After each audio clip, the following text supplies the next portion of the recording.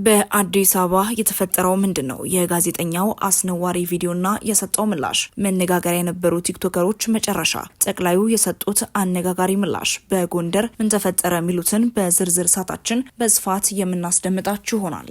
ሰላም ጤና ይስጥልን። በመላው ክፍለ ዓለማት የምትገኙ የዴ ታርጌት ኒውስ ቤተሰቦቻችን በያላችሁበት የዓለም ስፍራ ሁሉ ሰላማችሁ ይብዛልን እያልን እነሆ ለቻናላችን አዲስ ከሆናችሁ ቻናላችንን ሰብስክራይብ በማድረግ ቤተሰብ እንድትሆኑን በተጨማሪም የደወል ምልክቷን በመንካት ዘላቂ ቤተሰብነትን ከኛ ጋር እንድትመሰርቱ እንዲሁም በየዕለቱ የምንለቃቸውን ቪዲዮዎችን ከወደዳችሁ ላይክ እና ሼር እንድታደርጉልን እየጠየቅን ወደ መረጃዎቹ እናመራለን። መልካም ቆይታ።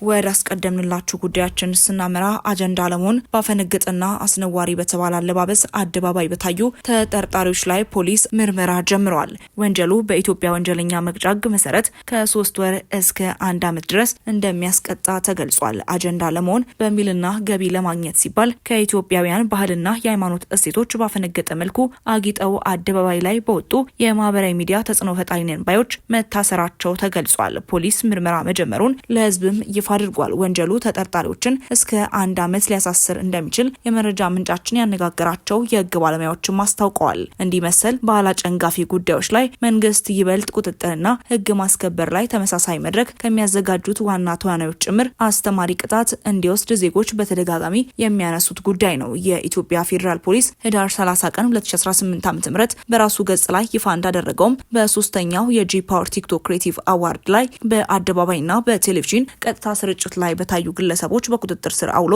ምርመራ መጀመሩን አመላክቷል። ፖሊስ እንዳስታወቀውም ተጠርጣሪዎቹ ከኢትዮጵያ ህዝብ ባህልና ስነ ምግባር ባፈነገጠ አኳኋን እርቃንን የሚያሳይ አለባበስ ለብሰው በህዝብ ፊት በመታየታቸው በቁጥጥር ስር ውለው ምርመራ እየተደረገባቸውም ነው። ግለሰቦቹ ብቻ ሳይሆኑ የሽልማት ተብዬ አዘጋጆችም ጭምር በቁጥጥር ስር መዋላቸውም ታውቋል። ፖሊስ ይፋ እንዳደረገው በቁጥጥር ስር ከዋሉት ግለሰቦች መካከል ወንጌላዊት ገብረ እንድሪያስ፣ ኢቫን በረከት ጸጋዬ፣ መቅደም ደረጀ መንግስቱ፣ ግሩም ገዛኸኝ እናም ዮሐንስ መኮንን ጃኒ ይገኙበታል። ምርመራው የተጀመረው በዝግጅቱ ላይ በቀጥታ የተሳተፉትን፣ ዝግጅቱን በስፖንሰርነት የደገፉትን እንዲሁም ፕሮግራሙን ያቀነባበሩትን ግለሰቦች የህግ ተጠያቂነት ለማረጋገጥ ነው። የፌዴራል ፖሊስ እንደገለጸውም ይህ ምርመራ ከህብረተሰቡ ባህልና ሴት ያፈነገጡ አለባበሶችና መጤ ባህሎች ተስፋፍተው በትውልዱ ላይ አሉታዊ ተጽዕኖ እንዳያስከትሉ ለመከላከል ያለመ ሲሆን ምርመራውን አጠናክሮ እንደሚቀጥልም ይፋ አድርጓል። እናም እነዚህ ግለሰቦች በህግ እንደሚጠየቁ ነው የተገለጸው። ወደ ሌላኛው ጉዳያችን ስናመራ በርካታ ኢትዮጵያውያንን ያስቆጣው የጋዜጠኛው ድርጊት በበርካቶች ዘንድ የተለያዩ ሀሳቦች እየተሰጡበት የሚገኝ ሲሆን ጋዜጠኛውም ይሰራበት ለነበረው የአሻም የቴሌቪዥን ጣቢያ ምላሽን ሰጥቷል። ከአሻም ሚዲያ ትሬዲንግ አክሲዮን ማህበር በወቅታዊ ጉዳይ ላይም መግለጫም ተሰጥቷል። መግለጫው እንደሚለውም ድርጅታችን አሻም ሚዲያ ትሬዲንግ አክሲዮን ማህበር ጋዜጠኛ ሶፎንያስ ዋሲሁን በኮንትራት ውል በዜና አቅራቢነት እንዲሁም በቅርቡ በጣቢያችን ሶፊ ሾው ሲል በሰየመው የመዝናኛ ዝግጅቱ በአሻም የቴሌቪዥንና በዩቲዩብ ገጽ ላይ እያዘጋጀ ሲያቀርብ እንደነበር ይታወቃል።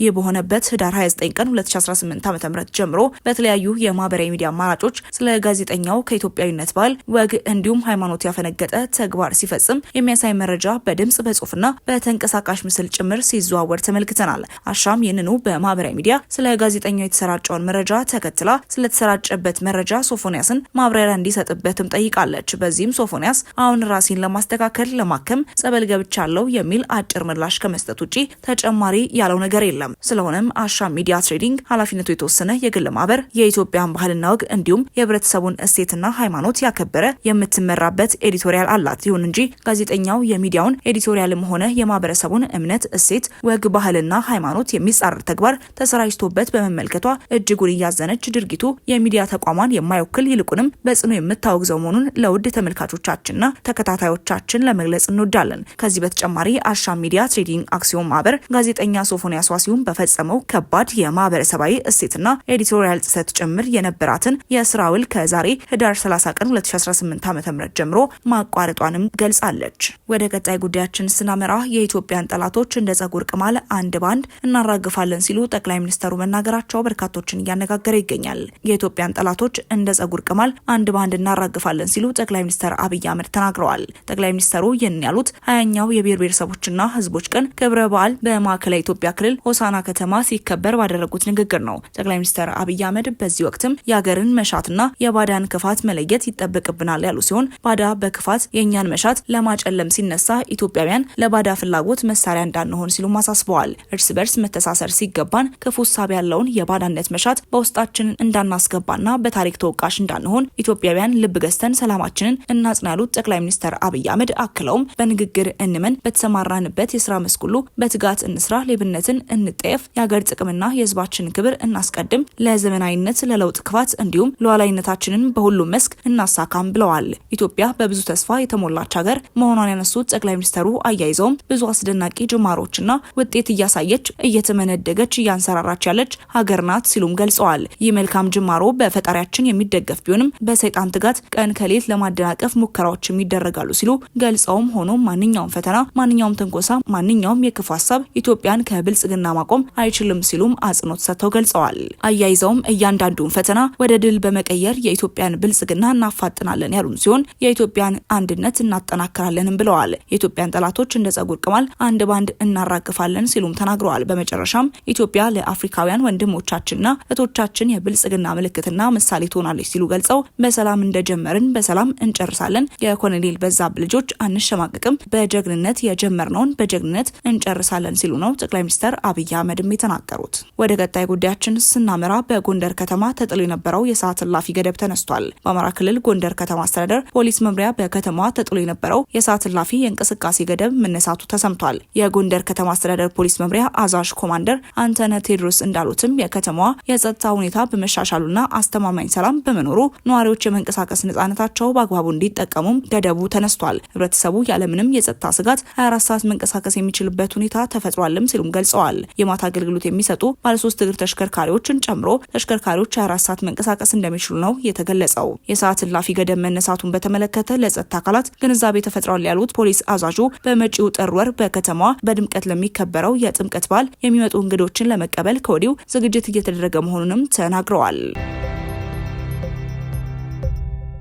የኢትዮጵያን ጠላቶች እንደ ጸጉር ቅማል አንድ ባንድ እናራግፋለን ሲሉ ጠቅላይ ሚኒስትሩ መናገራቸው በርካቶችን እያነጋገረ ይገኛል። የኢትዮጵያን ጠላቶች እንደ ጸጉር ቅማል አንድ ባንድ እናራግፋለን ሲሉ ጠቅላይ ሚኒስትር አብይ አህመድ ተናግረዋል። ጠቅላይ ሚኒስትሩ ይህን ያሉት 20ኛው የብሔር ብሔረሰቦችና ህዝቦች ቀን ክብረ በዓል በማዕከላዊ ኢትዮጵያ ክልል ሆሳና ከተማ ሲከበር ባደረጉት ንግግር ነው። ጠቅላይ ሚኒስትር አብይ አህመድ በዚህ ወቅትም የሀገርን መሻትና የባዳን ክፋት መለየት ይጠበቅብናል ያሉ ሲሆን ባዳ በክፋት የእኛን መሻት ለማጨለም ሲነሳ ኢትዮጵያውያን ለባዳ ፍላጎት መሳሪያ እንዳንሆን ሲሉ አሳስበዋል። እርስ በርስ መተሳሰር ሲገባን ክፉ ሀሳብ ያለውን የባዳነት መሻት በውስጣችን እንዳናስገባና በታሪክ ተወቃሽ እንዳንሆን ኢትዮጵያውያን ልብ ገዝተን ሰላማችንን እናጽና ያሉት ጠቅላይ ሚኒስትር አብይ አህመድ አክለውም በንግግር እንመን፣ በተሰማራንበት የስራ መስክ ሁሉ በትጋት እንስራ፣ ሌብነትን እንጠየፍ፣ የሀገር ጥቅምና የህዝባችን ክብር እናስቀድም፣ ለዘመናዊነት ለለውጥ ክፋት እንዲሁም ሉዓላዊነታችንን በሁሉም መስክ እናሳካም ብለዋል። ኢትዮጵያ በብዙ ተስፋ የተሞላች ሀገር መሆኗን ያነሱት ጠቅላይ ሚኒስትሩ አያይዘውም ብዙ አስደናቂ ጅማሮችና ውጤት እያሳየች እየተመነደገች እያንሰራራች ያለች ሀገር ናት ሲሉም ገልጸዋል። ይህ መልካም ጅማሮ በፈጣሪያችን የሚደገፍ ቢሆንም በሰይጣን ትጋት ቀን ከሌት ለማደናቀፍ ሙከራዎችም ይደረጋሉ ሲሉ ገልጸውም ሆኖም ማንኛውም ፈተና፣ ማንኛውም ትንኮሳ፣ ማንኛውም የክፉ ሀሳብ ኢትዮጵያን ከብልጽግና ማቆም አይችልም ሲሉም አጽንኦት ሰጥተው ገልጸዋል። አያይዘውም እያንዳንዱን ፈተና ወደ ድል በመቀየር የኢትዮጵያን ብልጽግና እናፋጥናለን ያሉም ሲሆን የኢትዮጵያን አንድነት እናጠናክራለንም ብለዋል። የኢትዮጵያን ጠላቶች እንደ ጸጉር ቅማል አንድ ባንድ እናራግፋለን ሲሉም ተናግረዋል። በመጨረሻም ኢትዮጵያ ለአፍሪካውያን ወንድሞቻችንና እህቶቻችን የብልጽግና ምልክትና ምሳሌ ትሆናለች ሲሉ ገልጸው በሰላም እንደጀመርን በሰላም እንጨርሳለን፣ የኮሎኔል በዛብህ ልጆች አንሸማቀቅም፣ በጀግንነት የጀመርነውን በጀግንነት እንጨርሳለን ሲሉ ነው ጠቅላይ ሚኒስትር አብይ አህመድም የተናገሩት። ወደ ተመልካቾቻችን ለእሳቱ የነበረን መረጃ ይህንን ይመስል ነበር። አብራችሁን ስለነበራችሁ እጅግ አድርገን እናመሰግናለን። በቀጣይ እስክንገናኝ ድረስ መልካም ቆይታ።